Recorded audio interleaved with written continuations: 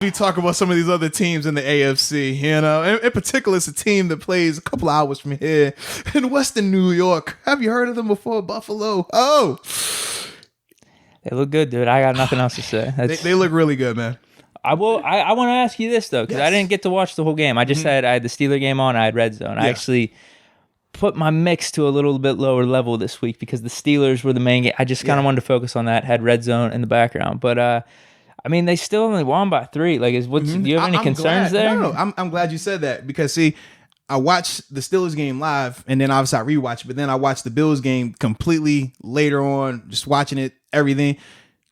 2 things. Number one, they're missing their linebackers. Matt Milano and Tremaine Edmonds got hurt in the first game. No, yeah. Tremaine has a Tremaine has a shoulder. Could be, week to week. Next couple weeks is more pain tolerance. Is going to, obviously, as the thing progresses, we'll see when he gets back. Milano has a hamstring issue. Yeah, so your interior linebackers, you had AJ Klein and I forgot his first name, but his last name is Dotson. They're very young, and in terms of Dotson is young. This is Dotson's second year. He was an undrafted guy. And then with AJ Klein, he's older, but obviously he's not a coverage guy. He's more of your bigger body Sam linebacker type. That's what he played in Carolina. Vince Williams, kind of like Vince Williams. Yeah, but at least with Vince gives you the rush element of it. AJ's not that. AJ's just like, think about an old school 4-3 Sam linebacker. Like, that's his game. So that was the biggest thing. Fitzpatrick's a good quarterback. We talked about it. Like, he's going to get hot at times. He's going to be cold at times. He knows how to attack. And ultimately, they ran a ton of over routes, crossing routes that highlight the inside of your defense, your 2 linebackers not being there. That's what that was.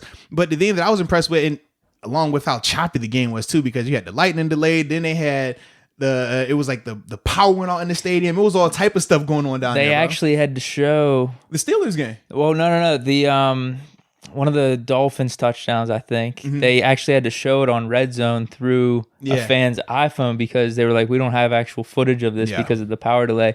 And I think at the end of the Red Zone, I think the 1:00 games or the 4:00 games, I can't really remember. They were like, we always show every touchdown at the end of the day, but we don't have the actual footage of this one. So here's an iPhone footage.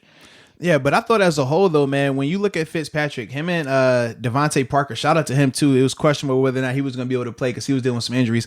Those two have a really good rapport. Like I said, Fitzpatrick is very familiar with Buffalo. Obviously, being on the team, being in the division for multiple years now, they match up well. But the difference is this, man. The reason, in terms of the score being what it was, similar to Steelers game, early on, the Bills were in line to blow them out. They I think at one point it was 17-zip. About to score again. It was looking like, okay, it's about to happen. And I forgot what ends up happening on it. But then from there, Fitz continues to get them down the field. Couple of field goals here and there. Then they get they get 2 touchdowns. Gesicki was balling out. Yeah, he looked really good. But Gesicki and Devontae Parker were really creating some issues. And rightfully so. I mean, we know they're 2 good players in their own right. And we know that the Bills are missing guys. But the reason why I was so impressive was the offensive end. In terms of Josh stepping up, bro, you talk about he looks good, man. You talk about the clutch factor, the come from behinds, and all this other stuff on the road, bro. And the thing is, it's not just like he's only throwing the digs because people will see the stat line digs. Oh, I think it was what he had a lot. He had like 150. Yeah, eight catches, 153 yards, and they'll think, well, that was his main guy, bro. He still had John Brown who had 4 for 82. He had Cole Beasley 5 for 70. He had Isaiah McKenzie 2 for 42. He was spreading the ball around. And he was very sharp, very efficient. And he was still missing on throws. He still had a couple of throws that he missed on. But it's like, bro, you see this man 35 of 24, 417. Like I said, 4 touchdowns, no picks. And he still was missing some throws. Like, he's starting to come into his own. He is showing that he's taking that next step. And that was the biggest difference in terms of why, even with everything going how it was going with the defense struggling because of the lack of the injuries and stuff like that, he was the guy that was saying basically, man, I'm not going to allow us to lose. In the fourth quarter, they were down. It was fourth quarter with like 6 minutes left. They were down 3. Marches them down, dime after dime. The go ahead throw.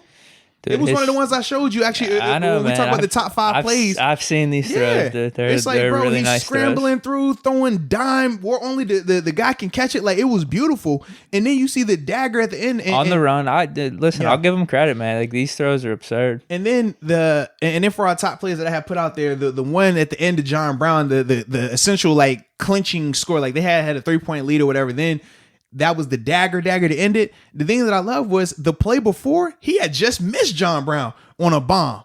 And it was bad. It was like, you see the footwork and the throw was just off. You're like, dude, like that could have been a pick. Like, no, now granted, nobody was around in that vein, but it was like, it should have been a touchdown, but because it was such a bad throw, it should have been picked.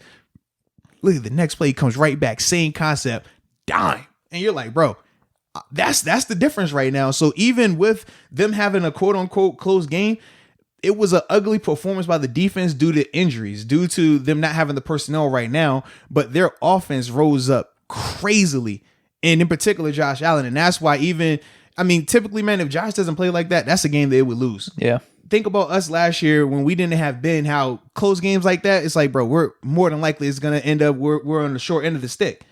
That's the difference right now, man. Josh is stepping up in a big time way, playing like that. So score says one thing, but ultimately, man, like, I was interested. It was a lot of stuff that went into it. I was interested, at least your perspective for the team as a whole, because they got a tougher opponent coming up this week, right? Let me see what they have. Yeah, because I was thinking about that. I'm like, all right, let's see. It was the Dolphins, but like you're saying, the offense looked really good. Josh Allen looked really good, but they still only won by 3, which they played the like, Rams. But remember, week 1, Miami versus the Patriots. We know if anyone didn't watch Sunday Night Football last night, you missed it. The Patriots are a good team.